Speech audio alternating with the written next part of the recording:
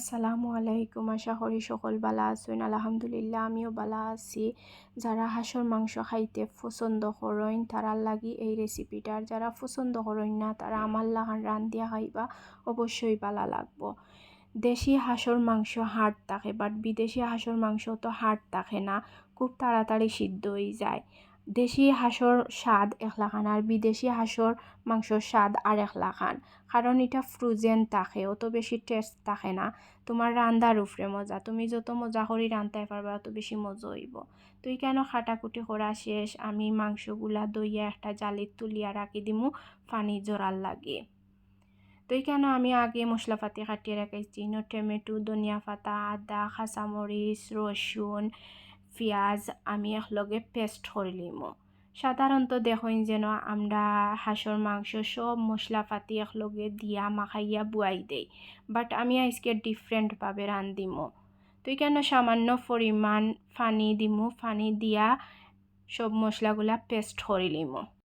এখন পরিমাণ মতো তেলটা দিলাইমু। তেলটা একটু গরম হয়ে গেলে ইনো সব জাতের গরম মশলা দিলাইমু। ইনো ডালচিনি, এলাচি, তেজপাতা, গোলমরিচ, লং, স্টার আনিস সব কিছু একটু বাজিয়া পরিমাণ মতো একটু পেঁয়াজ দিলাইমু। পেঁয়াজটা ব্রাউন কালার হওয়ার আগ পর্যন্ত একটু বাজি লইবা।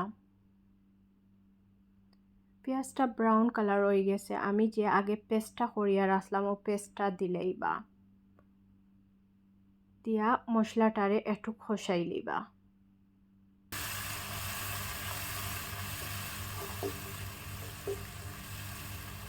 এখন পরিমাণ মতো লবণ দিলাইবা। এরপর মরিচের পাউডার, হলুদের পাউডার, ধনিয়া পাউডার সব কিছুর পাউডার রাখি আপনারা দিলাইবা। জিরা পাউডার, গরম মশলার পাউডার দিয়া একটু খসাই লইবা। যত বেশি খসাইবা অত কারিটা মজা হইব। খসানির উপরে কি মজা। মশলাটা বালাটিকে খসানির পর তেলটা দেখুন যেন একটু কুফরে উঠে গেছে, তো আমি সামান্য পরিমাণ গরম পানি দিয়া আরও কত সময় খসাইমো।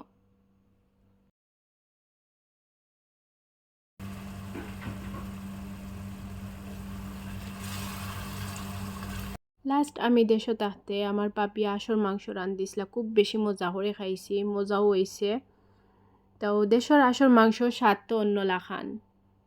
তো ইনা আমার মশলা খসানি শেষ, আমি মাংসগুলা দিলাইমু, দিয়া একটু লাড়িয়া গুড়িয়া রাখি দিমু 10 মিনিটর দায়।